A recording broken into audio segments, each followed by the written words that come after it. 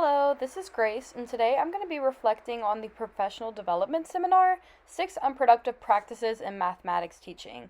While this isn't my first professional development seminar I've watched, it was the first one that I've watched relating to math, and I really found this one in particular to be useful for me as, it kind of contradicts some things that I saw in school and allowed me to see how I can remedy these mistakes and make them more, productive and useful for my students.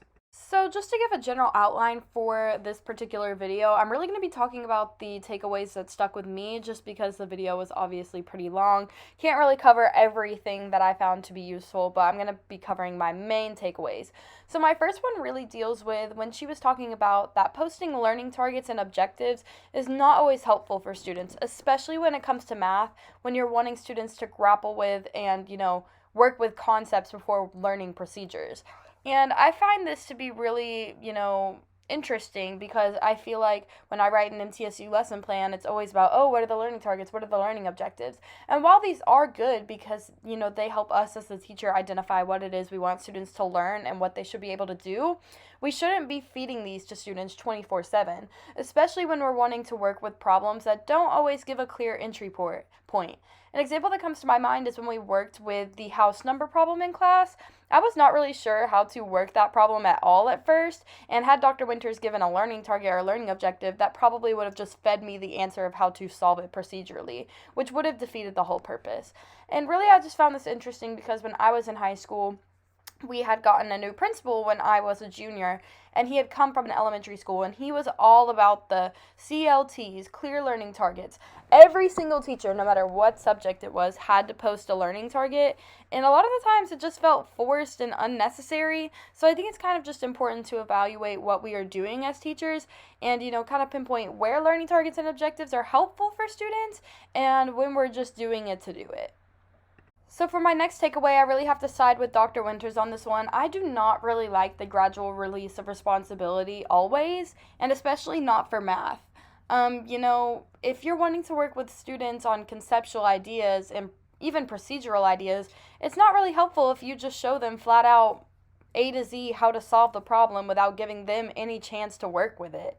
That's really just you're giving a tutorial on how to do something and they're just following exactly what you did. They're not making sense of that for themselves in a way that will resonate with them and stick with them. They're just, plugging and chugging. They're just doing what they saw you do.